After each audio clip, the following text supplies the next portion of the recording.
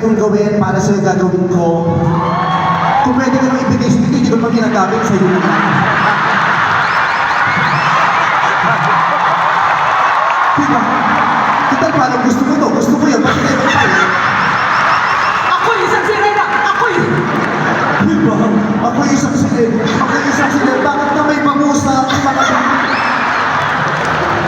Grabe, maraming salamat na ngayon. Grabe! Nakapuno ko na ng araneta! Clarice! Maraming salamat. Alam mo, nahahappy po ako na witness ko ng sarili ko mismo yung mga magagandang nangyayari sa kanya. Katulad nung unang araw niya na nag-shooting doon sa pelikula namin na Call Me Mother. Artista! Artista rin siya. Kitang-kita ko yung mata niya na parang hindi pa nakakapaniwala, nalulutang. Pero ang sarap makita na nararanasan ko lahat ng yan, di ba? Ang dami ng pinto ang nagbukas para sa'yo!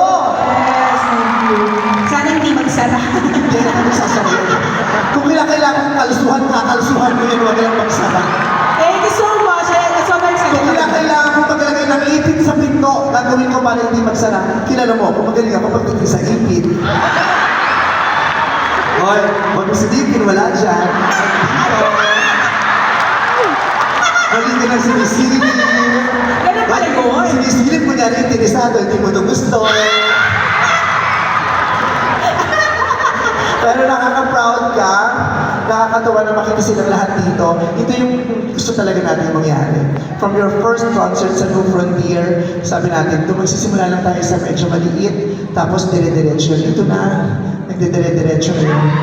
At hindi naman ito nangyari dahil lang sa sinuwerte ka. You worked so hard for this. At deserve! Thank you naman. Dami-dami. Tignan mo naman yung stage. Ang ganda-ganda ng stage nyo.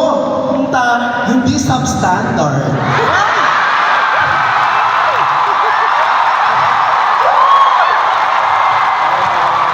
Diba?